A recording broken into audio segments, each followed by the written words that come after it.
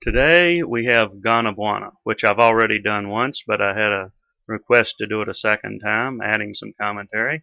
So I start off here showing you the manual. It had a real nice comic book manual, which was a nice touch. This one and Pitfall 2, both of which were written by Steve Bork, used that comic book style manual. Pitfall 2 was obviously a port of another game, but as far as I know, this was an original game. Haven't seen it on anything else. This was, if not my favorite, certainly one of the top two or three of my favorite games for the original color computer. Has a real nice story and has real good gameplay.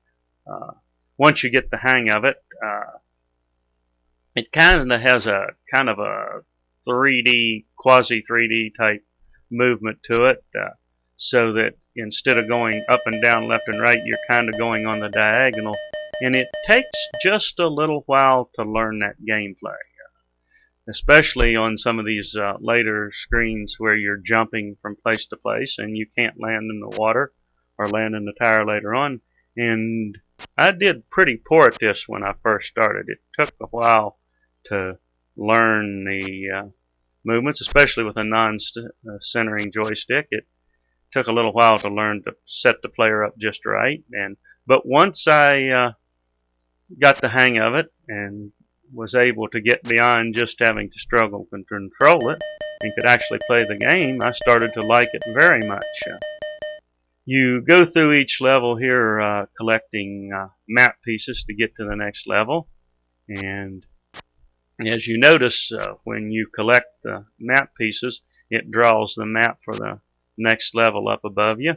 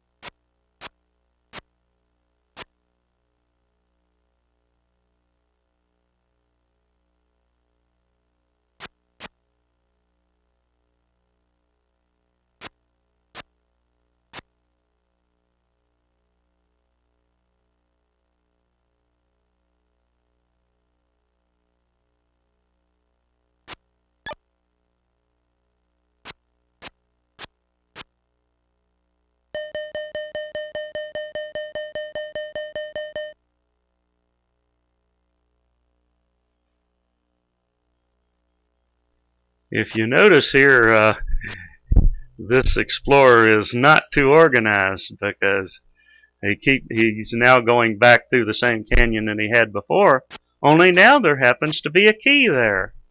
And you'll need that key later on. And he's going to revisit this valley a third time, so you couldn't exactly call him the most organized explorer. But it's not a bad level, so it really doesn't detract from the game. This level here, for a long time, was as far as I got. I just couldn't seem to get past this level at all, no matter what I did. I just couldn't quite do it. And it was just a matter of lining up the jumps right, and once I got it, it's not any more challenging than any other level.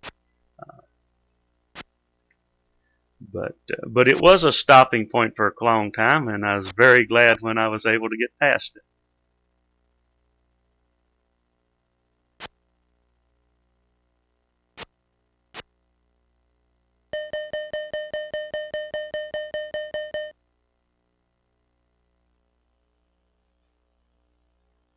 You won't see it here since I got it before, but if you miss getting the key the last time through the canyon here, you'll be able to get it this time. So you do have two chances to get the key that you're going to need.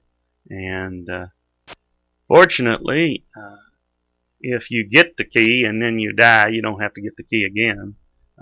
you keep the key with your new life, which helps a bit.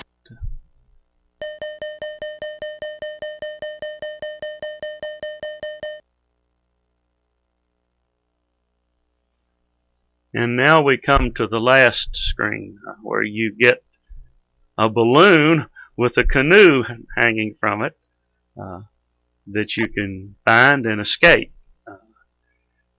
And it's fortunate it's got a canoe, because after this screen, as you escape, you're going to be shot down and end up back in the water at the beginning, where you just go through the same screens as you went through the first time, only it's more challenging. Instead of just sharks in the water, there'll be a native in a dugout canoe shooting at you. And in the screens where there are natives, there'll be more natives the next time through, and even more natives the time through after that. As I say, this is very much one of my favorite color computer games. I had a lot of fun playing it today, and I hope you enjoyed this walkthrough.